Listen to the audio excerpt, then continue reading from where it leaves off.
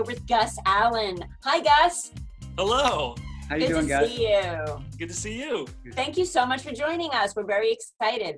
I was trying to think, I always do, like, when did I first meet you? And I don't know, because I feel like I didn't know you, and then all of a sudden I knew you and you were around and fabulous and in things. And so I can't remember when I first, got to know you. I think it was a very gradual thing in little backstage moments at Raleigh Little Theater. Mm-hmm. The things I remember most, I think, were during like Charlotte's Web, because I had to come up from the trap door. So I was hanging around your office by that little ladder a lot. And so I think there was some, hey, how are you? Some little moments there, but I think that those were the first things I remember. Yeah, but I think that. The funny thing about that is my office is, right by, Larry, where my office is, and the trap door. And Frank's basement. there were, yeah, right. And then there were parts where Gus would literally, it sounded like he was falling down that ladder because he was escaping from the scene. And I would jump up out of my office like, what happened? And he'd be like, I'm acting. It's okay. I remember Gus because Gus came to see the dress rehearsal of Cocktail Hour, and you mentioned this new actor was coming into town. Wow. And he was doing Bus Stop, which is one of my favorite plays. I played Beau many, many years ago and stuff. And I remember Deb had invited our whole cast to come and see it, because I had been asking her, is there any way that's the only time I could come? And she's like, well, invite the whole cast. And so I did, and I was the only one who could make it. Right. And that was my first experience being an audience of one, knowing your laughter, your response is affecting the actors. And so I felt obligated, if I was gonna like kind of chuckle, make it a chortle, go bigger, but I was hyper aware that, okay, they're relying on me for a response. Right. So that was interesting, but yeah. Well, and we've been talking about the fact that now actors, even like improvisers, they're doing it on Zoom and they're not getting audience feedback, and how hard that is as actors, because there's so much that we get from that audience, and this is a hard time. I try not to be the actor on the front row who wants everybody to know I'm an actor and I'm enjoying. No. It's so funny. I mean, it's tough though. I mean, there's been occasions where I've been in the audience and I am laughing at things and I'm enjoying it. And at intermission, the person next to me goes, you must know that person. And you're like, oh, no. But it's like, I'm reacting honestly, but they can pick up that I'm laughing at certain things, inside jokes, or the concept of my friend doing something outrageous or whatever. It's like, they know. It's like, no, I'm sorry. I love it. I mean, I know we're getting off the subject, but we could all just discuss this. There's this thing in Raleigh and all theater about standing ovations, right? And you're sitting in the audience as an actor, and you know that the actors know who you are. And if you see 6 people step up, you go stand up, say, well, I better stand up too. And then some people say, I'm not standing up. It's like, come on, just stand up. Yeah, for me, it's tough because I'm judging so many things, trying to be objective about this and that. But I never, because I feel like I don't want to influence anybody else. Right. And I don't want to do it because I'm obligated to do it. But it's like I'm an insider. Like, it's almost like I'm part of this family who's doing the work. So it's kind of odd for me to like lead a standing ovation. I mean, I know I have some friends who do or whatever. I would never, unless it was something I was so compelled to leap out of my seat at something extraordinary I'd never seen before. But otherwise, like I said, I feel like I'm part of this family. It would be wrong of me to like lead it. Let the audience do it if they feel like it. Yeah, it's an odd topic. Yeah, it's weird. And that's actually a good point to get across. That's a good point to get across, that it is our clan, and let the audience, start it. Yeah, because I know some actors who, I try to lead it, I will get up and I'm like, no, don't, no. Yeah. I appreciate that, and if it's sincere, do what's on your heart, but don't ever do it just because you want to help us. It's like, no. Exactly. So Gus, how did you get started in theater? I had done some elementary school stuff that all of us did. It wasn't you chose to do it or not. I was in a very small elementary school. I remember when I got to 7th grade, we were the big class, and we had 5. There were 5 of us. We were the big class in my junior high. And then and there was some, I remember even in 7th grade, there's a little drama class, and we did some skits of a nature. And then we moved to a much bigger city, 8th grade on through graduation, when there were like 450 kids in my class, and there was a major adjustment. Right. And my senior year, I took one drama class, and part of the requirement was auditioning for one of the shows. And so I played the main doctor part in One Flew Over the Cuckoo's Nest. Oh. And then I played Mayor Shin in The Music Man. But it was just something to do, make a couple new friends. It had nothing to do with the acting part of it. So it wasn't until 20 years later, my church group, they had a vacation Bible school. And I do not like children. I don't have, my parents had a daycare in our house from the time I was born till I left after high school. And so, if you had a day off, there's a kid in a playpen in your room, and you're just like, but anyway, so I've spent enough time with children in my life. I'm done. And so at the school, they wanted to help, because it's a small church that I was going to, and they wanted all of us to help with the VBS program, because it was a smaller church and everybody did multiple roles. And so they said, hey, will you be part of this little drama, this little skit?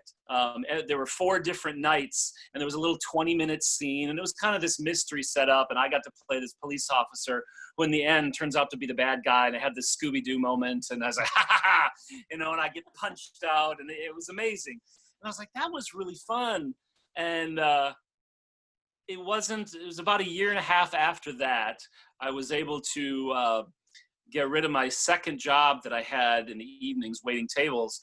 And I wonder if I could get a part in a real play. And so I was just looking online, and I found Carrie Players, and they were doing at Puss in Boots. And I was like, okay, I'll just test the waters. I was so prepared. I mean, I had a voice for every single character. I mean, I was like, I was so prepared. All these distinct, I didn't know what I was doing, but I did. To put it that way. I mean, I was so prepared. And I really wanted this small part of this dim woodsman character. Just not very bright, and he's scared. And, I went to the audition, and she did. She had me read all the parts, Stacy Zabarsky, and she had me read all the parts, and I was like, I felt I rocked each one. I was like, yeah. The only one I didn't read for was the young boy, Jack, the Puss's owner for Puss in Boots, and I wasn't interested in that anyways, because there's all these great comic parts and big broad roles. And then the callback, and she was very encouraging at the audition. I was kind of scared, but I was confident too. I was just there to have fun. And I was like, there are no stakes if I don't get a part. I'm just here to have fun. So there was no pressure. And I felt, I rocked all these parts. I even read for the ogre, this old man, this kind of conniving brother. I think I even read for Puss. I don't remember. But I really rocked the dim woodsman character that I wanted. Rocked it. And the callback list comes out. And I was called back for Jack, the young boy, the teenage boy. I was like, I'm 38. Why? No, surely she doesn't want me to play the teenage boy. And went to the callbacks, and I read for the boy, and I was like, well, it was okay. I mean, I did this kind of gravelly, little, kind of whiny, like the pimply teen on The Simpsons. Yeah. That kind of character. Yeah. But I mean, I played him with heart, and the scenes with Puss. And then I went home, and I was like, oh, I don't feel good at all. I was so hyped after the main audition. But then after callbacks, I was like, no. Well, I blew that. And then sure enough, I got cast as Jack, the teenage boy. I'm like, no, I don't want to play the teenage boy. And I went into it, here's the first time as a play as an adult, and Del Flack and George Kaiser was playing Puss, and he was so good. And it was so good, George in particular, because I remember every rehearsal, he would come in with something new. He was playing Puss, the cat, and he would have a new cat-like trait every time. And he kept building this character. And for me to see that, I was like, oh, bringing in something new every time. Okay, note to self. And I've always remembered that. But yeah, that was my first play as an adult, was, playing the teenage boy in Puss in Boots. That's hysterical. And it reminds me of a story when I was young. My brother was in some kind of a play, and it was about Captain Hook, and it was probably a rewritten version, but he got the part of Captain Hook, and he was so excited, and we were rehearsing lines at home, and he was at elementary school, and all of a sudden, whoever had the lead, which was like Billy, couldn't remember his lines, so the nun made my brother play Billy, because it had more lines than my brother could memorize anything. And he was so angry because he wanted to be Captain Hook. I don't blame him. So just. Yep. There was, I tend to get cast frequently as good, noble characters. And there was the one show I did out at Deep Dish, they were looking for someone, they were struggling to find someone to play the sniveling, conniving, it was, oh no, I just forgot the name of the play. It's a World War I British play, a bunch of British troops in a bunker in a German-occupied France. What is the name of this movie? Well, they've made a movie out of it. It doesn't matter. But I was cast as this sniveling weasel who's trying to get out of the war. There's this impending battle, and he breaks down, he cries. He's trying to get out of there. He's the guy that would wet his pants and not go fight. And I was so excited to play this character. Just a couple great scenes. And then they lost their lead, and they needed me to play the leader, the captain of the No. I was like, please, no. And this guy the character is 21. I was 42.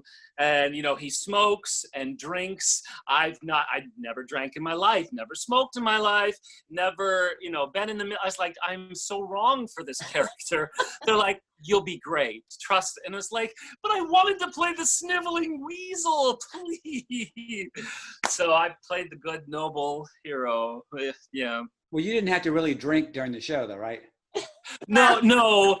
I mean, I don't like tea, and of course this was watered down tea. Right. But I had to start the scene and come in and just progressively get drunk, so I'm plastered at the end of the scene. Wow. And I was like, okay, how am I going to do this? And just like watching videos online of people being drunk. I don't go to parties. I don't even watch my friends get drunk. So I'm like, okay, just think tired, thinking, whatever. But man, was that's the one role I just don't think I nailed it, at least to my satisfaction. I'm like, I just don't have the tools for this. I was just too old. And the guy is physically broken down and ill. And she keeps saying, you're 21, you're 21. I'm like, I'm 42. And the kid is supposed to be, weary and beat up. I was like, it's so many levels of going on, and then being drunk and the hysteria and fear of war, but trying to maintain command over these troops. And wow, it was a beast of it. Wow.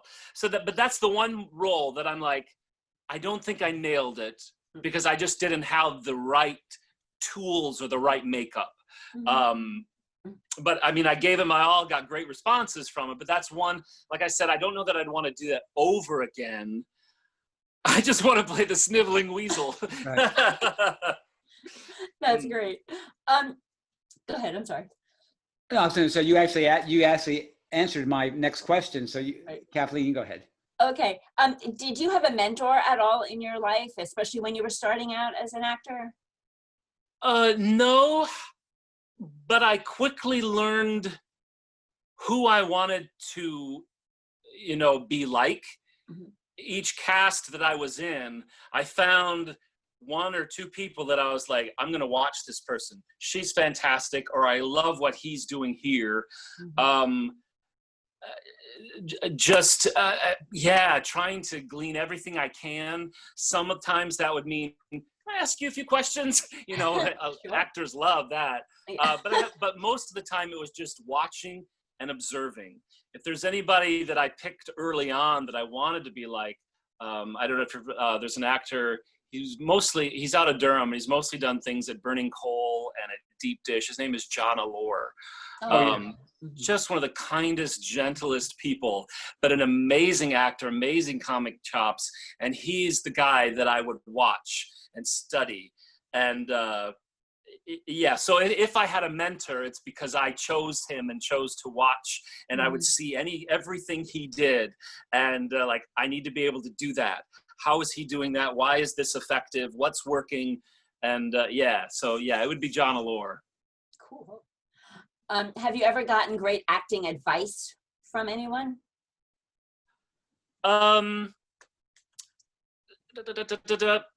Well, speaking of John, like one of the things that I learned from watching John, I remember at Enron at Burning Coal, it was my second play.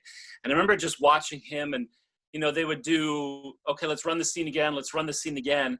And I would watch him make different choices each time. And that's the first time I witnessed, you know, he had to say something, you know, and we'll save 3%, just 3%. And like, he would, you know, 3%, or the next time, you know, we incorporate a lot of actual stock trader gestures into the show. It was very stylized. He would do whatever the stock trader symbol was for 3. The next time he would pick up 3 of the Star Wars action figures, 3%. And he would do all these variations on 3. And I was like, wow, look at all these choices.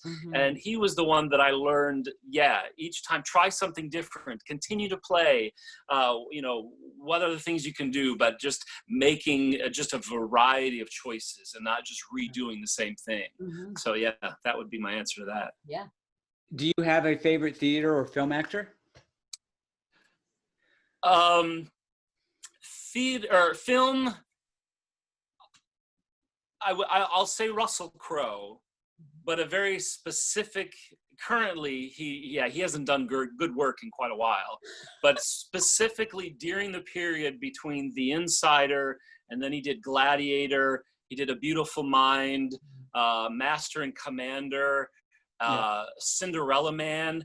Man, he had just an incredible range of films there, and as just a fantastic actor, but he does do a lot of the character work where you disappear into the role, that type of thing. Man, that string of films, I was so enamored by everything he did and his intensity. And I know in real life he's not the most pleasant person in the world, but that intensity that he brought to those roles, man, I could watch those films again and again and again and learn new stuff every single time. And Cate Blanchett is another one that I will watch anything she does, man. Just so specific with her choices. She is just heaven to watch. Yeah, absolutely. Do you have a bad audition story you'd like to share with us?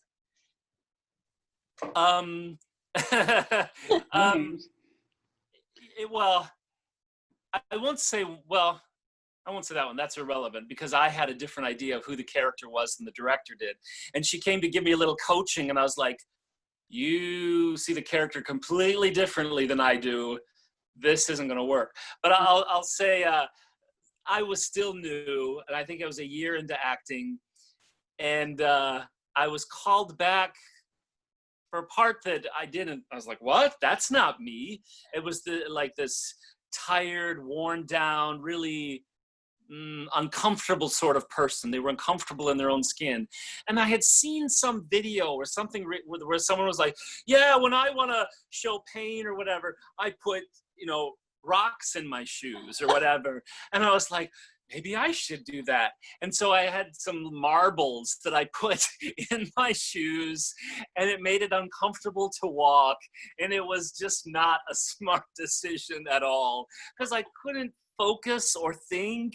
And I was like, what is this? I felt pain. The pain was genuine, but I've never done it again. I've never done anything to like falsely manipulate my physical. I was like, okay, this was stupid. And I didn't get the part, needless to say, but yeah, That's hysterical. Dumb decision. Don't try this at home, kids. Is there a favorite show you can tell us about and why? Now, that is a cruel question to ask an actor. It really is. Because there's so many. I will. I'll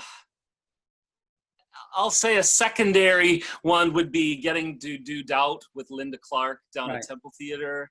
And the charged scenes at the end when they have their battle of wills between her nun and the priest, and having her come at you with all the living force that she is, ooh, just wow, just the rush of that, and having to fight for your life on stage against her is just amazing. But just as a personal best type of thing, I have to say, the 39 Steps at NC State. The moment, we gave everything every single night. And I remember just the last show. And I love Mr. Memory so much. This poor little guy who's kind of being controlled, just doing his best to get by. And he's got his teammate who, we set it up that he's kind of using Mr. Memory, just to make money in this, and let's use your memory and we'll put on this show. And it's not necessarily what Mr. Memory wants to do, but it's a way to make money, and he's being used and nobody really cares about him. But then at the end, he gets shot and he's about to die. And there's someone right there, Richard Hannay, who's actually caring for one moment. And we just crafted this nice little thing in that last show when he's dying. And I was just like sobbing. I didn't want the experience to end. Right. And it was just that moment. And that last show was just exceptional when he's for Mr. Memory. Yeah, that was rough, but just exhilarating and wonderful. It's like picking your favorite child. Every show, almost every. I know. I could go through a list of moments. Yeah, it's not a fair question. Is there a role you really want to play? I can sing, but I have some singing weaknesses that I still need to conquer. But two of my must play roles are both musicals. One being playing Beast in Beauty and the Beast, mainly because of the song If I Can't Love Her. It is mine. Right. It belongs to me. I got to do it at RLT Divas several years ago, but I need to play him. He's my favorite Disney character, and the music from that score, but that song in particular, I have to play it. And the other one, I think it's because it's my favorite show, it's just Man of La Mancha and playing Don Quixote. Just to be able to sing those songs just like, whoosh, they just pull right out of me. So those would be two. I don't think I'll get the chance to do them, but those would be the two. That and on a play side, playing Jerry in the Zoo Story. That is one that I have to do. It's going to happen. Okay, Kathleen, we're doing Zoo Story. That's me. I gotta do it. But I need to play it, do it outside in nature, 2 park benches, have just like 30 people sitting around it in a circle, and that's it, and have it as real as possible. That play moves me so much, that Jerry's drive for connection and that just need to relate to someone, anyone, a dog. That will happen. Mm-hmm. Wow. When you're on stage, what do you feel is the best type of actor to be on stage with? It's just someone who is present and open. So often you are working with actors who are giving their own performance, and it's not a team effort, and you're trying to reach them, trying to make the eye contact, and they kind of won't, and they're just, like I said, doing their own thing, and you're not reacting to each other's work, but just having someone who is just present and open. And if I notice that, I would notice something's different with you, something is wrong, or wow, you're giving me a lot more heat tonight. Okay, this is going to change what I'm doing. I mean, just to have someone who is present and open like that, Jonathan King, just someone who's there. Because I've worked with plenty who are not there. And yeah, you can do good, solid work, but you don't have that real cause and effect going on with someone who's present. Yeah. I don't know why you would do it if you weren't present and weren't connecting with the actor. I mean, that's why I do it. I mean, I would never want to do a one-man show because I like feeding off the other actor. And I think some people are just either they're not confident in letting go, or they don't know how to let go. And it's all about control, and I'm supposed to do this thing, and this is what we've rehearsed, and I am all about giving what the director approved. That is the show the audience needs to see. I don't tinker with stuff. I do not like that. But some actors they're afraid to let go, or they don't know how to let go, and like I said, they're just giving their own performance. Right. And it might not be just they've not worked with people or directors who brought that out of them, perhaps. And that's why, like, sometimes I'm running lines constantly, and I'm in the car running lines, and I go, "Well, that came out differently. Why haven't I done that on stage?" Like, because I wasn't connected to the actor in the car, and the reason it might work in the car, but not work on stage with an actor when I'm connected to them. So. Yeah, and the most frustrating thing to me is when the script, their character has a line, and your line after that is, "No, you need to settle down," but they haven't been, wound up, and I'm like, okay, you're not giving me something to tell you to settle down for. The director hasn't said anything. It's like, oh boy, I hate those things where you're not giving me the cause to do that effect, and I'm like, please. Right. Yeah. We all have great moments, and you've told us some of yours or some you would like to have. Can you tell us a great moment you've had on stage and why? I think we did that one. Yeah. Okay. You've had a lot, I'm sure. How about, what is one of the funniest things that ever went wrong on stage? Now, this is just me, but the art of theater is about, what the audience sees and how the story is being told. So when something goes wrong, or if an actor breaks character, starts to laugh, I am not a fan of that. And it's like, if something goes wrong, you work with it, you use it to continue to tell the story. And because if something goes wrong, okay, let's get this back on track, let's fix this. That's the mode I go into. I never, I can't believe that just happened. That you will get my ire up if an actor, because it's, to me, I'm so serious about it. I mean, I'm there to enjoy the experience, but this is all about telling what the author put on page. We need to get that to come across to the audience and make it mean something. And if something goes wrong, I don't laugh. It's not funny to me. It's, if it were a situation where the character would laugh at it.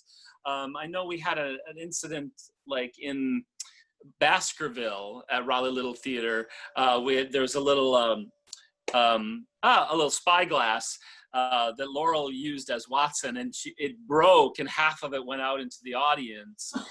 And that being that our show was a comedy, that made it okay, because they took and handed it back to her, and so she made a big deal about going.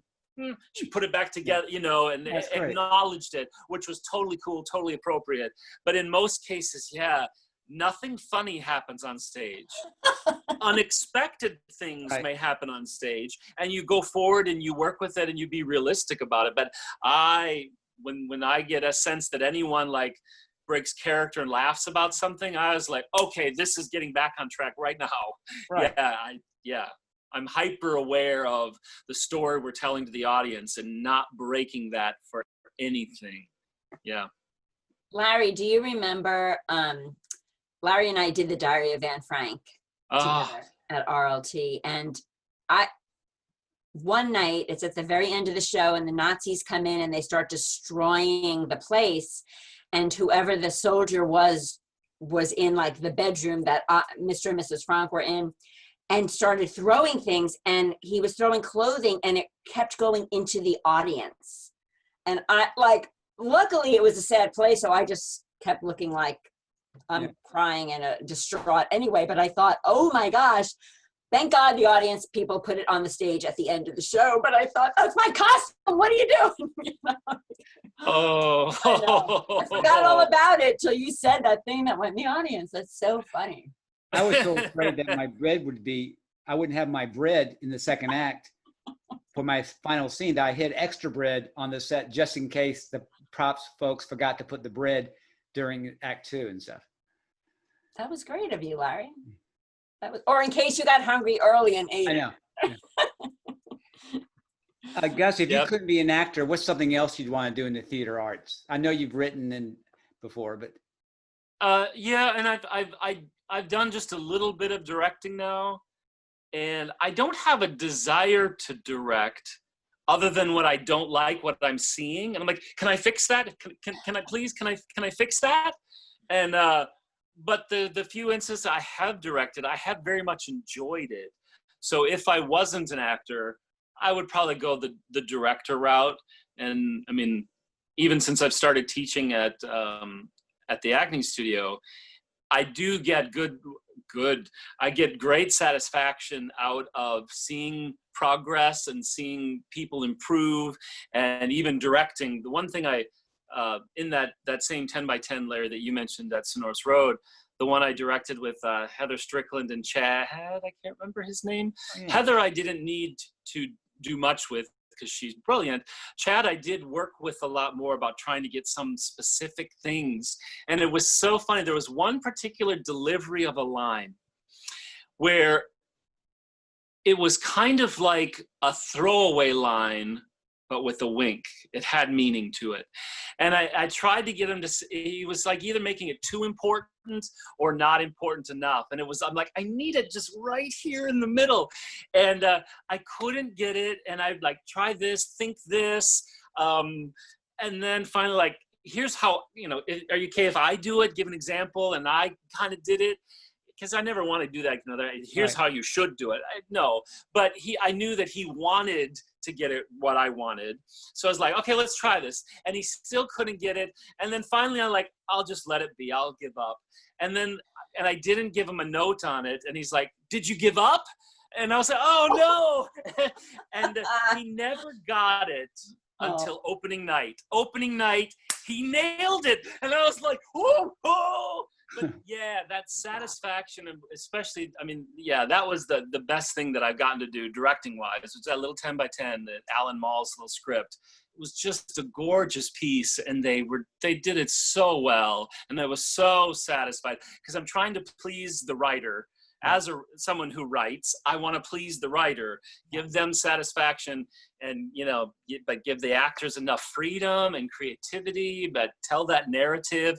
But it is great to have the control over that narrative. Are we telling the complete story? Then let's fix it.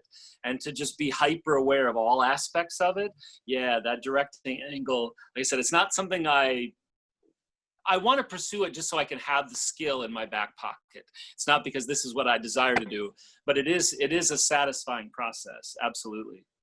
Well, I know as a director, one of the most satisfying things is when you're sitting in the audience and you're watching a scene where you wanted it to be a certain way and the actor didn't understand that, and they were like, that's not going to work, and they fight you, but they do it because they're good actors, and opening night comes and they do it the way you want, and they get an enormous laugh, and I just go, huh, there you go.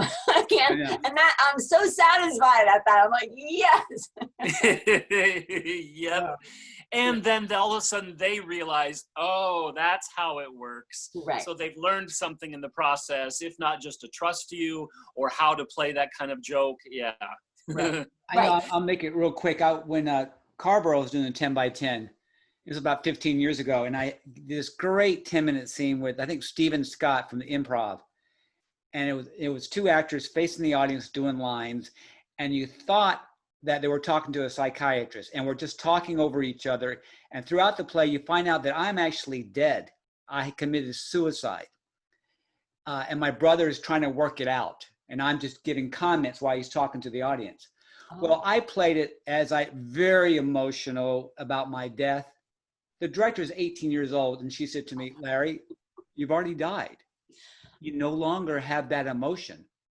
And she was absolutely right. When I stripped the emotion out, it made it so much stronger because I wasn't emoting. Interesting. Yeah. Yeah, that's it, and it is brilliant. I mean, how many different ways you can play scenes, and how subtle changes change the whole meaning of the scene, right. And finding the right one for the version of the story you're telling. It is.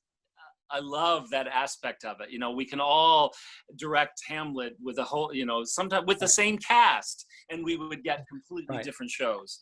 That is the beauty of it, and why we can, you know, there are 3 different versions of As You Like It that happen at the same time, you know, but we can still get something different out of all of them. So yeah, it's the beauty of theater. Yes. So if you could go back in time and talk to your younger self when you first started acting, what advice would you tell yourself?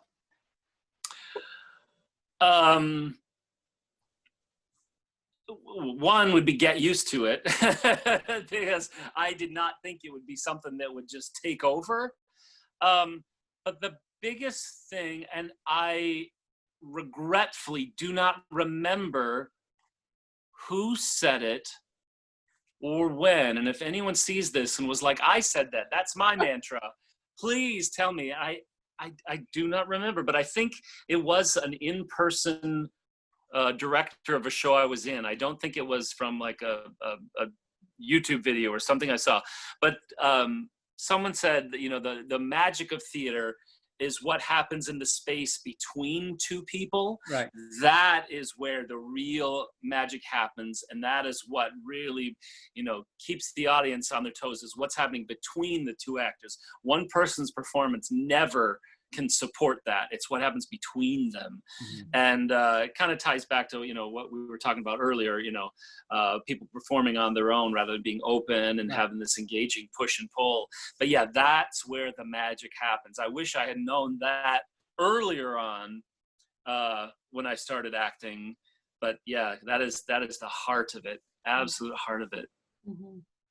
What's the first thing you want to do when we get back to a normal life? And play board games. Yeah.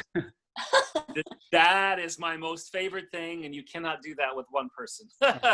So I've been able to play some online games with friends back home in Minnesota and my brother in Wisconsin, which has been really, really great. But yeah, I miss board games. That is my passion. Yeah. That's great. That is great. Yep. Well, this has been so much fun. Thank you so much. It always brings back memories. Larry and I feel like we're just talking about ourselves all the time, because it brings back all these great memories when we talk to somebody new. And so I thank you for sharing all of that, because it's so very interesting. Oh, absolutely. Yeah. And yeah, I mean, we could talk for hours, just reminiscing different shows. And, you know, even talking to you, Kathleen, that triggers me to talk more about, you know, or think about Raleigh Little Theater shows that I've done, and waiting in the wings, and being in the, you know, the catacombs downstairs. And, you know, and when mostly when I think of Larry, that takes me to the peak player shows that I've seen, and being able to, that dining room still just God, every memory I have of that play, and Jonathan putting the little strap under his nose. Oh my word. I have so many specific memories of that production, just as an audience member. But yeah, and these are things we don't think about till we get together, discuss them. And so I love that you're doing this. It is, I watch as many as I can, because, you know, some are new things I didn't know before, and others are reminders of shows we've seen. please keep on doing it. I love watching them. Well, it's either this or like clean my house. So yeah, exactly. I imagine if I was on an airplane and Patrick Stewart was sitting beside me, or Dustin Hoffman or Meryl Streep, and I would want to engage in a conversation about the love of theater like we're doing right now, it'd be like, it's a job. Why? I don't want to talk I know. I know. But I think Patrick Stewart would totally, hey, let's talk about it. Right. Of the names you mentioned, I think he has a deep, deep love of theater and would love to talk about it. You're right. And I think everybody that we interview, we can tell the passion that they have. Like, it's just eating us alive that we can't do it now. Right. Yeah. It is tough. It is really tough. I always wish I was good in the part as I was, 2 weeks after the show closes. That's when I finally get it. Yep. Yeah, it is frustrating when things click in the middle of a run. You're like, oh, there's a joke here. Or I didn't realize the intent of the scene. This ties back to, oh, why did I just get that now? If it's a slight tiny adjustment that doesn't affect anyone else, I might incorporate that detail. If it just changes the inflection of a line, maybe it doesn't make a difference. But, it's like, why didn't I get this before? It's so obvious. I always think it'd be interesting to do, you do your table read, you do your blocking, and like 3 or 4 days before you open the show, you do another table read. Especially if you have inexperienced actors, just to say, you've been so focused on getting the lines and blocking, let's get back into the intention, Right. Oh, that is that is the biggest, like, my hair will stand on end. That's my false alert when the intention of a line isn't right. Or a phrase comes out wrong. It's like, no. You've just changed the meaning of that line, whereas you meant to agree with this person, but the way you said it sounds like you're changing the subject because you're inflecting the wrong word. That's when my little sensors go off, and I was like, oh, can I fix it? But yeah, that is a big one to me, when the intent of the line is wrong. And I find that with children a lot, because they don't understand, like, maybe the line is based on a joke, like an old joke, but they don't know the joke. So they're just saying a line, So. Even in the dining room is a good example. I think I had to tell Dee, I love you. And I was not in the moment yet. And I just came out so false because, obviously we know it's not real, but I want to actually feel that here before to say it. And it took me a while. I finally got there, I think. But I almost don't even want to say the word. It's like, okay, I can't. Okay, don't look at me. I'm just going to say the word. I don't mean it yet, but I'll get it before the show opens up. Give me time. But thank you so very much for sharing all that with us. We had a blast, and I look forward to seeing you in person again, under the bowels of the theater. Yes. So you take care of yourself. And we're going to be doing Zoo Story at Rose Garden. That would be nice. Yeah, it's in my head. It's in the works, and it will happen someday. Yeah, we'll see. Thanks. Thank you so much. Okay. Bye.